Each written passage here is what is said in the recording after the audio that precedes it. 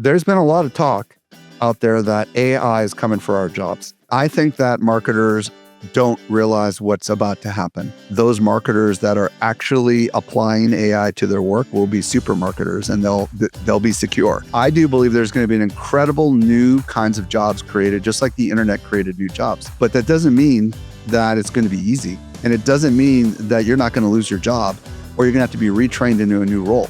Now, 60% of marketers are using AI every day. That's a massive increase, okay? That's like hockey stick kind of growth. It's almost doubling. We're going to be potentially at this point next year where 90% of marketers are using AI daily. Hello, I'm Dan Sanchez, the Senior AI Marketing Strategist for Social Media Examiner. Today's guest is an AI enthusiast who helps marketers understand how to put AI to work. He's the host of the AI Explored podcast and the founder of the AI Business Society.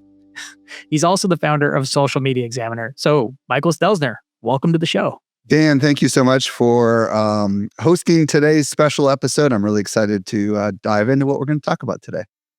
Awesome. So today, Mike and I will explore a brand new study he authored, the 2025 AI Marketing Industry Report. So let's dive into the report, starting with the first question. What's one of the biggest misconceptions you see when it comes to AI in marketing? Well, before we get into this, and it's a good question, I just want to for those that are new to hearing about us, we have been doing studies for 17 years. And we've been publishing an annual study called the Social Media Marketing Industry Report. Literally every year, it's the longest running social marketing study in the world. And last year at this time, I launched the very first study, which we called the Generative AI Marketing Industry Report. We dropped the word generative because we realized nowadays everybody just calls it AI. But the reason we've been doing these studies is because we at Social Media Examiner have always had a research philosophy around everything that we do. We try to gather insights to understand deeply how marketers view trends and changes in the world. And I saw that the marketing community was very interested in AI. And some of you know, Dan, I started this AI Explored podcast about a year and a half ago as an experiment. It kind of took off. Since then, we've launched all sorts of other stuff, which you've mentioned. And part of that is this annual report that we just came out with. So the way we look at this data is we come across research from a very try to be as scientific as possible. I have an undergraduate master's degree in communications, and I've published stuff in journals. And it's really all about asking the right questions. We asked open-ended questions. We asked, Likert scales, which means here's statements. Do you strongly agree, strongly disagree? And we've done a great job with this year's study asking a whole bunch of new questions that a lot of marketers are going to care about. And I'm very excited because today we're going to dive into stuff. Dan, you and I both, when we saw this, we're like, this is pretty fascinating stuff. Don't you fully agree? There was a ton of insights. I was pulling it apart, looking at all the things, and I'm like, some things are confirming suspicions, and other things were surprisers. I don't want to give anything away as we're going to be diving into it, but it was pretty exciting. Yeah, I think I can confidently say this is one of the most comprehensive studies that's ever been done on AI, specifically with marketers. So back to the question. You asked me what's one of the biggest misconceptions when it comes to AI and marketing. That's right. Well, there's been a lot of talk out there that AI is coming for our jobs. And it's not just in the marketing community. I used to be a copywriter. Copywriters have been freaking out ever since ChatGPT rolled out in November of 2022. We're hearing about it in the general news. We know that agents are coming, which a lot of people are scared they're going to take away jobs from customer support people and a lot of these other kinds of roles. And we're also hearing stories of major tech companies laying off thousands upon thousands of developers because AI coders are better, faster, and cheaper. So a lot of the big concerns in the marketing community is that AI is coming for my job. Now, this is where the research gets really fascinating. The majority of marketers today are using AI on a daily basis, and we're going to nail into some of that a little bit later. But despite the fact that the majority of marketers are using AI, they do not see AI as a threat to their jobs. And here's the data. And it's really fascinating. Only 20% of marketers that we surveyed, and we surveyed a lot of them, 730 of them, all across the world, only 20% of them feel that it's a threat to their jobs. And of that 20%, I don't have the exact breakdown, but they strongly agree, but it's only 1 in 5.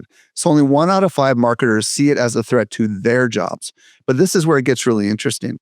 When asked whether they believe that AI is going to displace jobs, 36% said they believe it's true. So said another way, about 1 in 3 marketers, slightly more than that, believe that AI is going to take away jobs, but they don't believe it's going to take away their job. Now, here's another way of spinning this data. The majority of marketers that we studied do not see job loss as a problem, period. Because 64%, 2 out of 3 marketers do not think it's a problem for them, and 20, for the overall community, and 20% only see it as a threat to them. So there's a couple of things that I'm going to add into this. This is where it gets really intriguing. 70% of marketers, the overwhelming majority of marketers, believe that AI will create new opportunities for their work, for their jobs. And of that 70%, 30%, meaning 30 and 40, strongly agree. So 70%, 30% strongly agree, 40% agree. So there is this overwhelming sense that AI is actually not a threat, but a massive opportunity. Now, I think there's a couple things going on here, and I'm going to throw this out, and I want to hear your thoughts, Dan.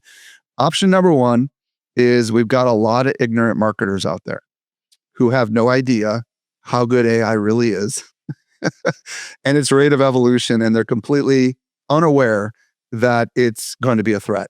That's option number one. Option number two is they're very confident marketers, and they feel like AI is going to make them have an edge and be ahead of the curve. Those are the only 2 options I see, Dan. I want to know what your thoughts are. Gosh, I mean, I think both of those things are true. I mean, it's true for me in part because I'm looking at it. I'm like, well, like, let's say we have a lot of job loss, like Great Depression levels, which was what, 20%, 30%? You're like, well, that's still 70% that have jobs, right? Surely if I'm on the cutting edge of this, like I'll be part of the 70%. Because most people, if you ask people like, oh, are you above average in almost any category? Most people would rank themselves above average, right? Like 90% of people, I don't know if I make that up, but most people will rank themselves above average. So I think there's a little bit of that confidence thing happening. But I also think that people truly don't understand. I'd say marketing is actually pretty hard for AI to do.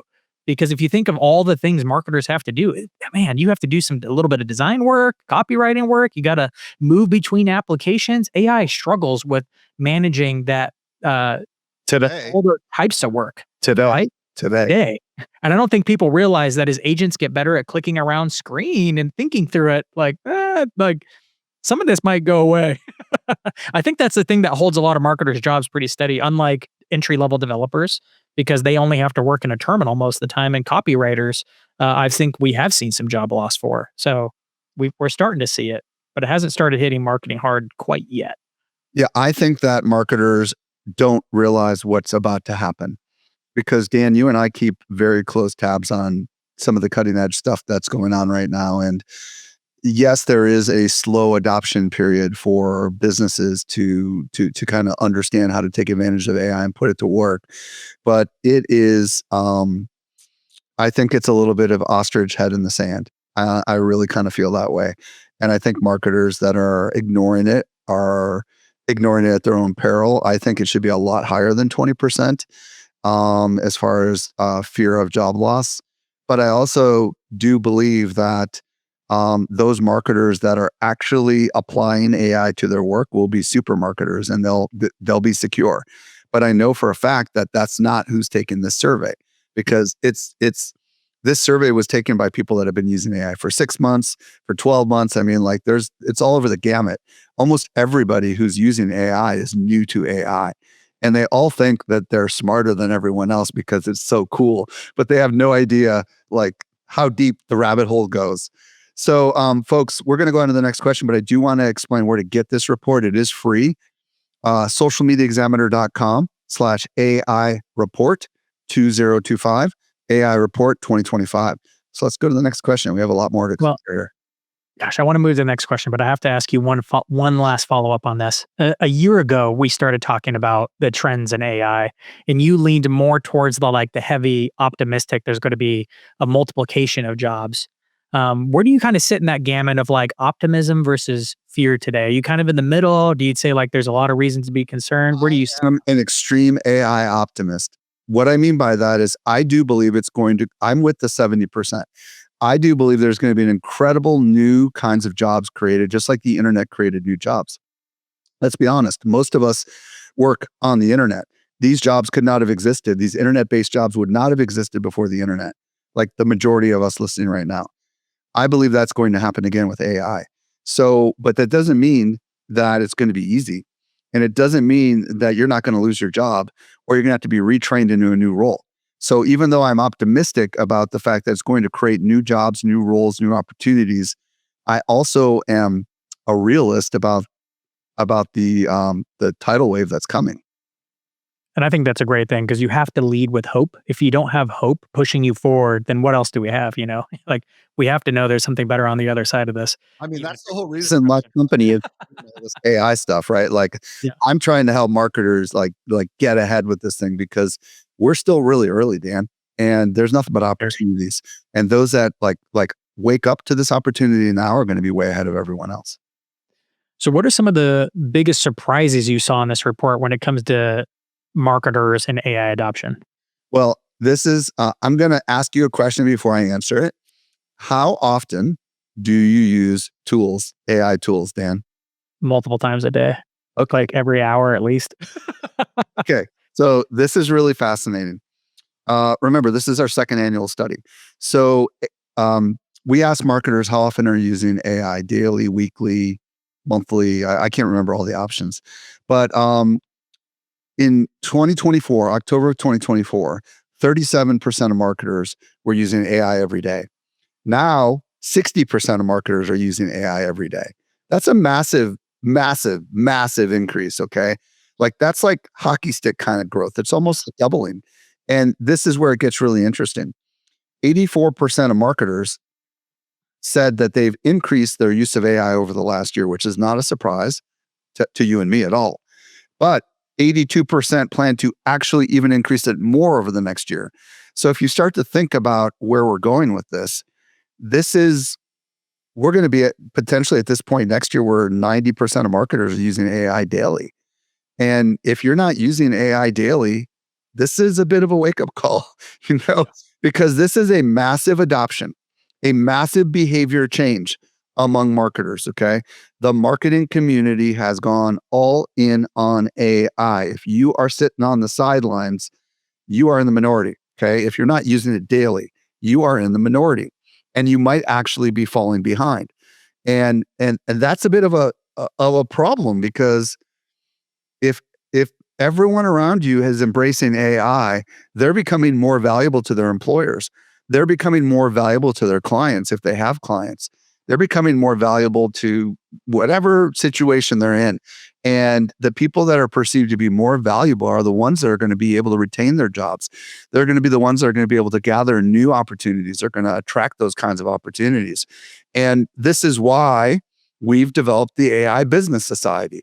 And we've been doing this now for, I feel like a year. And inside the AI Business Society, we train up marketers every single month. And Dan comes on and he does stuff inside there. He talks about what's happening in the world of AI. And if you're not actively part of a community where you're learning these kind of things, for sure, dig into the AI Business Society. Just check it out, Google search it. So, Dan, I want to know what your thoughts are when we go from 37% of marketers using it daily to 60% of marketers. It kind of implies they're not doing something else, right? So, like, you only have a fixed amount of time as a marketer. Yeah. If you are actually using it every single day, it means that you have to be foregoing other things. You're not maybe reading as much, or you're not maybe doing the kinds of things you normally used to do. It's kind of a big behavior change. I'm just curious what your thoughts are on this. I think there's a point in every marketer's career right now where they see the proverbial writing on the wall. For me, that was a year and a half ago. I remember thinking deeply about like, what's the next big thing? And I'm like, it's probably this AI thing. And then the more deeply I thought about it, I'm like, it's not just this AI is not going to be just a department. It's not like you can just be like, oh, we need to do that AI thing. Let's hire an AI specialist like we did with social media. No, no, no. AI is going to be the new operating system of which we do everything. Because I'm sure as soon as I said I'm using it multiple times a day, sometimes multiple times an hour, some of you judged me and you were like, oh my gosh, Dan can't critically think anymore. So he's depending on ChatGPT to do his thinking for him. I'm like, no, no, no. You haven't quite seen how AI is the new thing that you work for. I just talked to a CMO yesterday and he had his writing on the wall moment just a few weeks ago when he was at Inbound for HubSpot. And it became very apparent to him that HubSpot is positioning their whole product like, no, AI is the way you use HubSpot in every vertical of HubSpot. And I think more and more people are waking up to that fact right now. I think some people haven't gotten into it right now because they haven't quite prioritized it. But as more people are, because it's becoming, I think, more obvious as AI gets better, more people adopt it. Last year, it was kind of hard to use. You had to really like engineer your prompt in order to get consistent results with it. Now you can just kind of like throw something at it and AI can still knock it out of the park in your first hit. So more people are waking up to the fact of how useful it is. Yeah, and it's really intriguing because I know how easy it is because I've got a bunch of people that work for me, and I can monitor their use of AI because I have access to all the analytics, and it's shocking to see how they're falling back in their old patterns. They started with it a little bit, and then they didn't use it, and then they kind of stopped using it, and now they're just going back to the way they do things. And I think unless you us unless we actually get really systematic about making sure that we are actually like I've got a sticky note on my screen that says, how can AI help me with this? Like it's just my nonverbal reminder. Like when I'm staring at my screen, oh yeah, I should go to AI, but it goes so much deeper than that. I think it needs to be a habit. Like once it's a habit, and you know this, Dan, once it becomes a habit, it's very intuitive to just go to Claude or ChatGPT or Gemini or whatever your tool is of choice and just start interacting with it or giving it and asking it to make it better. And then once you start understanding how it works, all of a sudden your eyes are open and you're like, wow, this is amazing. And I do feel like the people that aren't using it every day, they just haven't had a good experience or they haven't had the training. They don't understand how to use it. They haven't yet found the benefits of it. Yeah. Right. And I feel like the tools have just gotten so much better over the last year specifically. Before they were kind of like toys, right? We saw AI video, but it was just kind of cute, kind of like, oh, look at that. When it's good someday, maybe we can use it. Now it's actually to the point where it's like, oh, this is actually useful, like to a layman, like for a person who doesn't know a lot about video editing and can manipulate everything. The tools are getting better. AI music is now at a point where you can't even tell it's AI music. And of course, the text has gotten much better to where ChatGPT is not just writing, if you give it the right context, is not just writing okay blog posts. I'd say they're getting to A- blog posts. Even better if you really are a copywriter, know how to hone that prompt. But we're going from toy to tool now, and people are starting to adopt it. But moving on to the next question, what's the biggest problem marketers face when using AI in their work that the report says? Well, and this is really interesting because the way that we got at this one is we asked an open-ended question. And the open-ended question, I'm going to go ahead and pull it up. And sometimes this is the best way to get data is to simply ask an open-ended question. And the question that we asked was, what is your single biggest challenge regarding using AI at work? Okay. What is your single greatest challenge regarding using AI at work? Open field, no prompt, no nothing. And then what we did was we did a qualitative analysis on this. And of course, I used AI to help me with this, because why not? I used all the different models. I used all of them to kind of help me get at this. But this was really surprising. The biggest challenge that marketers have, which is kind of a parallel to what we've been talking about, which is 1 in 4 marketers, approximately, which is 23%, said learning and understanding AI is their biggest struggle. Learning and understanding AI is their biggest struggle. And that might explain, Dan, why 40% of marketers are not using AI every day. But this is where I think the finding time to learn, by the way, was part of this, is the reason why they don't have the time to go out and learn. They don't have the time to understand it. And I can understand this at a conceptual level. And Dan, you can too. When you're like, you got a million things on your plate and you know that you should be doing this thing called AI and using it for your work, but you still have to get all these other obligations done. In your mind, you can say, I'm going to make a goal to do this. And then you never find time to do it, right? But, and that stops you, from actually using AI to its fullest. And it's the reason why, like 1 in 4 marketers said, understanding it is their biggest challenge.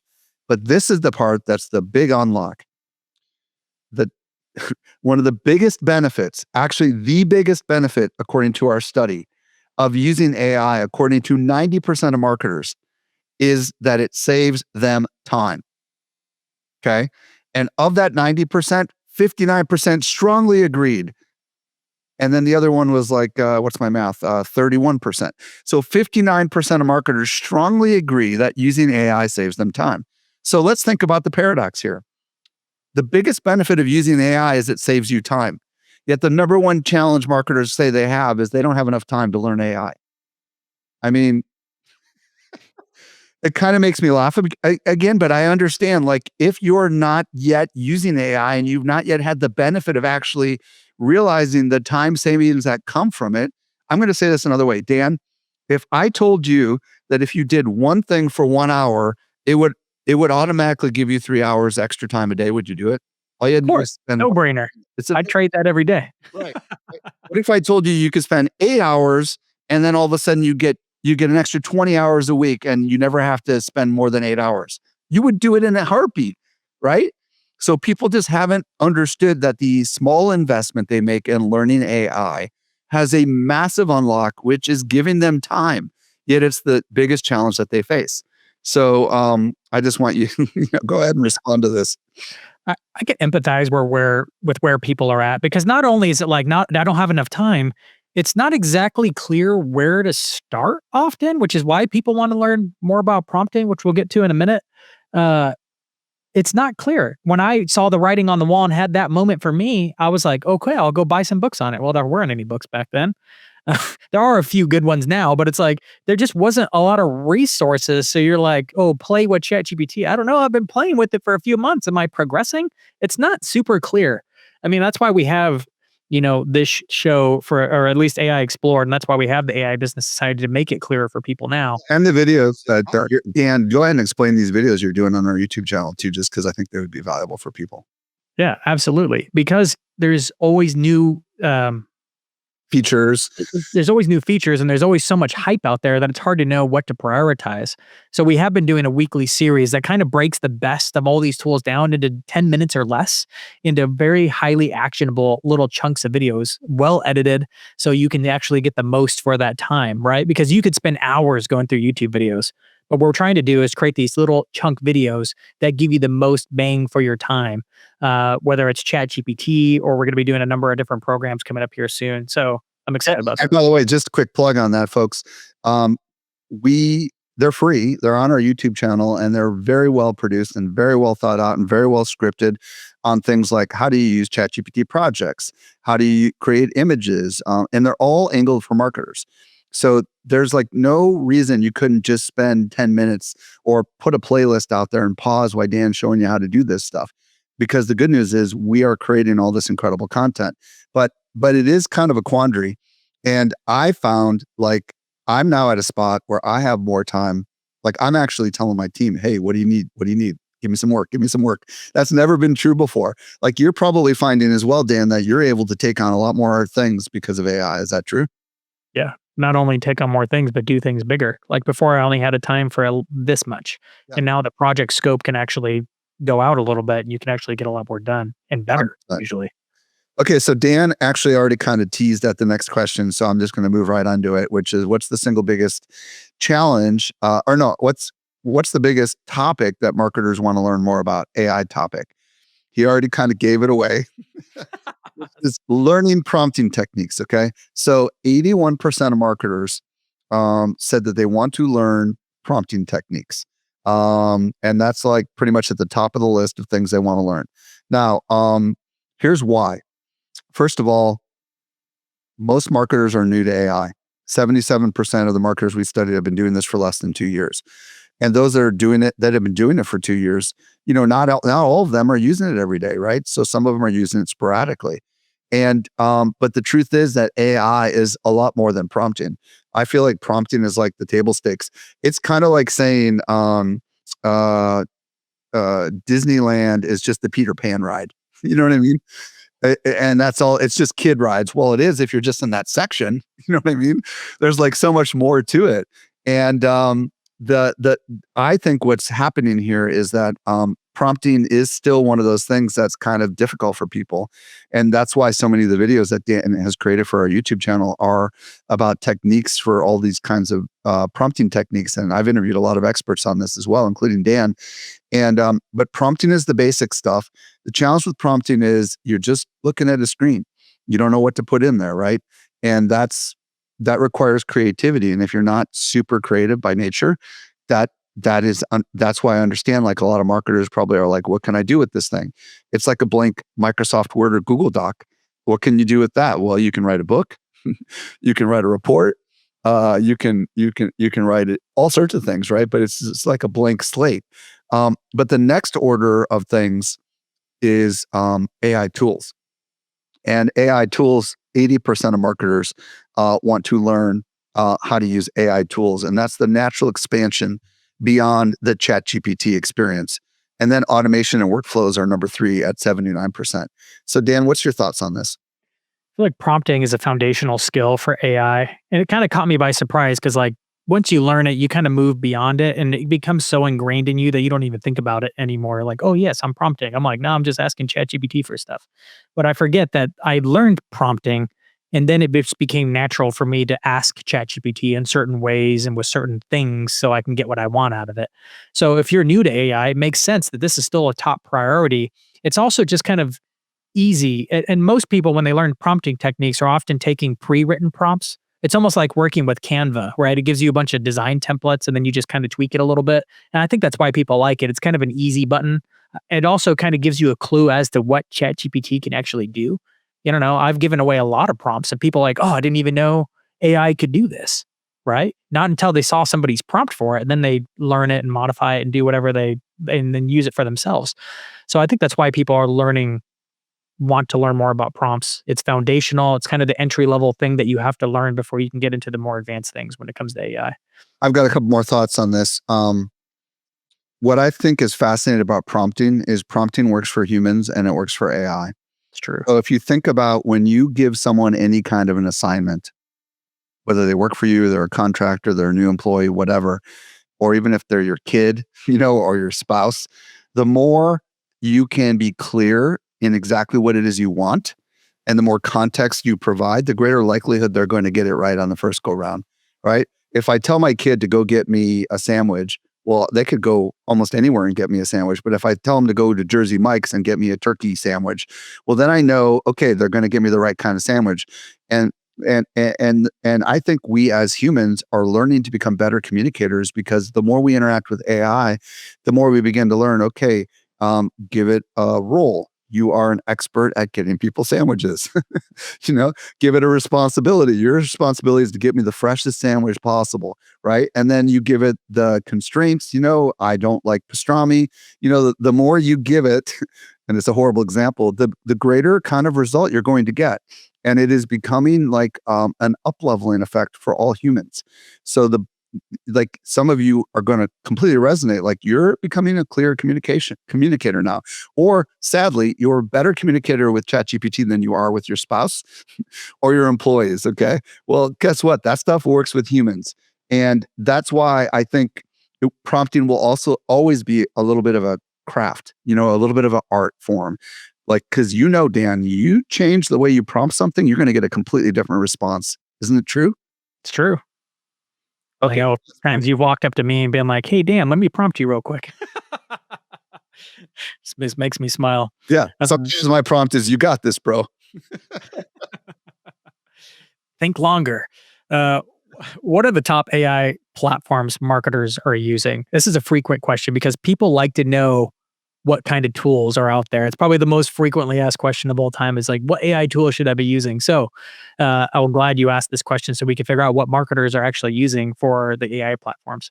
The number one answer is not going to surprise anybody, but the number two answer is going to absolutely surprise people. Don't you agree? Don't say what it is, but you agree, right? I agree. So, okay, here's the deal. No shock, no surprise that the number one platform, and we allowed people to choose from all the major platforms, click all that apply. 90% of marketers are using ChatGPT. Okay, that's not a surprise at all. But the big shocker is that, and I'm going to pause. Everybody who's listening, can you guess what came in second? It's not Claude. It's not Grok. It's not Meta. It's Google's Gemini. But it came in second at a major 51%. 51%. Half of marketers are using Google Gemini. That's up from 33% last year. That is a massive shift. Like I can assure you, like ChatGPT didn't go up much. It went from like 80 something to 90. But the fact that Gemini went from 33% to 51% is a massive, massive move in only a year. And I'm going to tell you why I believe this is happening. First of all, most small businesses have Google Workspace. Okay. And Google did something that kind of angered everybody, but then all of a sudden they were happy with it. Is they said, hey, instead of charging you all for our Gemini, we're going to just include it with your monthly fee, but we're going to increase your cost. So at first, everyone was upset. But the fact is that now every small business on the planet probably has a Google account. And now they have access to Google Gemini. And Google Gemini is integrated into freaking everything. Okay. I'll let you talk about what it's integrated to in just a second. But it's also the first multimodal model that is exceptionally good. And when I say multimodal, what I mean is that they can watch video, they can listen to audio, they can read images natively right out of the gate. Okay. So let me just get your reactions to it. We've got a lot more we can say here, obviously. I was surprised because I've run this poll myself and asked people, like, which one do you use? What's your top tool? And I think the way you set up this survey Was choose revealed all and to me, apply. I would have never got because I only give them a single choice. But But when you give them multi select, all of a sudden, some more information becomes apparent, and that people are sure, yeah, 90% ChatGPT, it's maybe their main tool. But more and more, Gemini is coming up as a second. And it kind of shows like it could take first place for a lot of people. I've heard more and more people moving over to Gemini as their primary tool. And it's because Gemini is just getting better and doesn't, I think they're just not constrained as ChatGPT is by the amount of compute, the amount of like big server capacity. One, ChatGPT is getting hammered because they have 700 million people using it. So it's like, it's the most popular tool, but they can't release their new video stuff. They're having a hard time getting there. Gemini, but they're Gemini's putting out things where now even plus users or people who have like a just a small paid account like we do, have access to the best world-class video model. And now it's actually good. I'm actually making things with it. It's actually becoming available. The image model is fantastic. They have an audio model over in Notebook LM, which is a great tool in it itself. And they're putting out all these different tools and slowly integrating it into their ecosystem. It's getting harder not to use it. well, and let's talk about it. Okay, this is fascinating statistic. 68% of marketers want to learn more about how to use Gemini. Okay, that's huge. Okay, so Gemini is built into Gmail. It's built into Google Docs. It's built into Google Sheets. It can help you with mathematics, analysis, all that kind of stuff. It's built into their slide, whatever their tool is. I don't use that slide tool. I'm pretty confident, but that part I actually don't know if it's built into it. It's obviously built into Google Search, right? It's that thing you see at the top. If you start to think about all the Google products and services that we use every day in our life, it's kind of a lot. And because Google is so integrated into the life of humans in general, it has access to information that it can get in real time. Every Android device is a Google product. So all that real-time data Google has access to. Google Analytics is on every website in the world. So Google has access to all websites in the world at all times, dynamically. I mean, like when you start to think about this, you're like, okay, wow. And Google has massive, massive data centers already. Yep. They got no problem with money either. They're profitable, okay? Yeah. So you just start to think about, and they're building incredible tools on the back end. Like we've just mentioned a couple of them, Notebook LM, VO3. They've got this new thing that's like automation thing. I can't remember the name of it. Do you remember what it's Opal. Opal? They Yep. just keep coming out with stuff. And I remember I was told by Chris Penn a long time ago, who's one of our speakers at Social Media Marketing World, total AI, for lack of better words, nerd slash geek, and I mean that in the best way. He said, "Don't discount Google," because he said to me that the company with the most data is going to win. And unquestionably, Google has access to the most data. But it's not just that, their models are freaking smart. They're very, very, very good. And in some regards, they're not as good as Claude. And some regards, they're not as good as ChatGPT. But in other regards, they crush them. Like this nano banana thing, I haven't messed with this at all, but can you explain what the heck that is? So I think a lot of people have experienced, let's give it a reference to ChatGPT's image generator, right? You've uploaded a photo of yourself, you ask it to change it to something. If you've ever asked it to change it, like, hey, put me in an astronaut suit, you notice like the face isn't quite right. Or you take a picture of your room and be like, hey, redesign the room. And it does, and it looks like the room, but the windows move, the door is in the wrong spot, the whole couch got flipped around weird. Like it would get it, but not get it.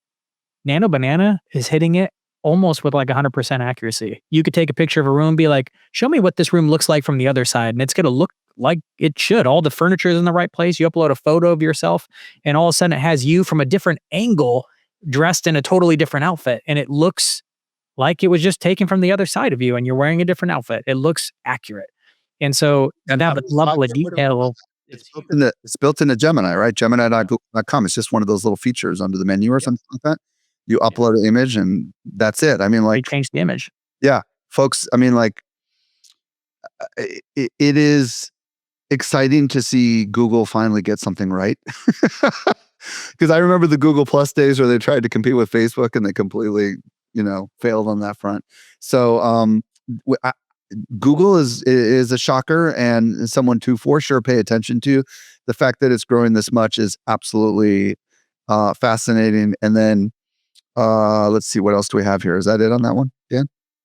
I think one more thing to say is that a lot of people are calling the image thing the Photoshop killer, and it won't kill Photoshop. That's a whole design tool. But like, imagine what you would have said, like, oh, if we could Photoshop this, Nano Banana can just do that with the prompt now. Upload your image, Photoshop it to do this. It's done. And I think that's why it's such a magical tool.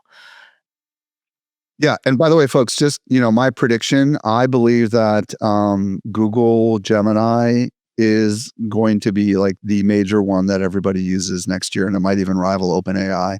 Like internally inside of Social Media Examiner, we're going to move to get everybody to use Gemini because we're already paying for it and it's already integrated with all of our data, and we feel more safe about allowing Gemini access to our Google Docs and Sheets because it's already the ecosystem that we already trust, where I don't feel comfortable giving that data to OpenAI because I'm just not sure they're not going to use it to train the model.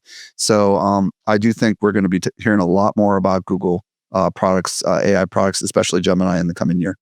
They've certainly been on a hot streak. So it's a good segue to talk about what the report found about AI and video, because that's one of the major things that Gemini has brought up. And it's I don't know, it kind of bleeds into this next one. But what does the report give us about where we're at with video and AI? Yeah, it's kind of fascinating across multiple fronts. First of all, most marketers, according to our research, are using video. And as a matter of fact, in our study from the Social Media Marketing Industry Report that we published earlier this year, 46% of marketers claim video is their most important form of content. More important than the written word, more important than audio, more important than images, okay, visuals. So that's the single biggest. It's a pie chart, right? So practically almost without a doubt, like video is the thing for social marketers, okay? But only 22% of marketers are actually using AI for their video efforts, okay? And I think I understand why, and I think we can unravel this in just a minute, but 69% want to learn more on how to use it. So I'll just share my thoughts and then I want to hear your thoughts, Dan. But I feel like I feel like video was like the last frontier, right? Images are, for lack of better words, video are moving images, right? So you've got like 30, 24, 30 images per frame. I mean, per second, sometimes 60 per second. That's a lot of processing power. And as a result, I think that that's just like AI hasn't been able to handle that yet. Plus, some of the challenges early with video was understanding physics. So, like if a ball is bouncing on concrete versus going through blades of grass, like all the physics to understand how the grass needs to change as the ball goes through the grass, the reflections of the sun, a lot of that kind of stuff, the physics just weren't there. And I listened to a podcast interview recently with some folks from Google, and I can't remember the name of the show, but they were talking about how they used YouTube. And that's the other big thing we forget. Guess who owns YouTube? Google, right? They used YouTube videos to train AI models to learn about reality, and basically had these AI models watch millions, maybe even billions of hours in video. And these AI models were able to discern physics by watching video. They were able to understand how things need to look and how things need to move when they're moving through things. And basically the AI model was able to figure out a physics model without being trained in physics at all, which is why we're now finally at a point with Google VO where it absolutely looks completely realistic. But I think it comes down to processing power. And I just think the video things that have been out there have been animation, child's play kind of stuff, which is probably why most people haven't used it yet. But I don't know. What are your thoughts? I heard recently that video is likely the next unlock for AI in general because they think like, well, like babies learn physics just by watching things. Right. And that's Right. it's kind of like the same thing. Like we watch through observation. AI is now going to learn more about the world just through observing it through video. So it makes a lot of sense. Like I said before, I think a lot of these things were toys and now they're quickly becoming tools. And pretty soon they will become more powerful and you'll be able to get all these AI video tools into an editing bay and be able to make little decisions and make manual cuts or have AI go through and cut and move, add or remove things. And it's just becoming more and more toy to tool to the point where businesses can actually use video and it won't just be some TikToker making a mashup of their favorite fan fiction stuff, where it's like bad, but how else were they going to get the shot of that?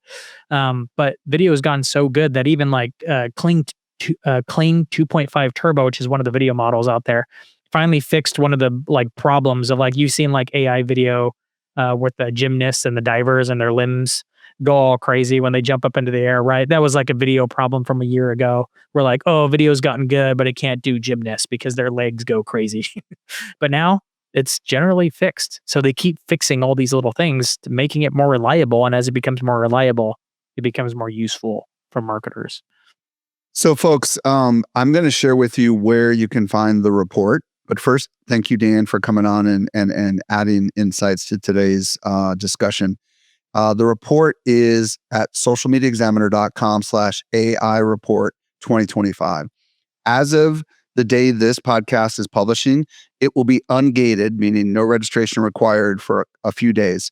If you're listening to this in the future, we're simply going to ask you for your name and email address, and we might get you on our email list and send you interesting stuff about AI. But do check out the report. It's 31 pages. It's definitely something that I think you'll find a lot of value in. At the very least, you can plop it on the desk of your boss if he or she is not interested in AI and say, hey, we really need to get into this.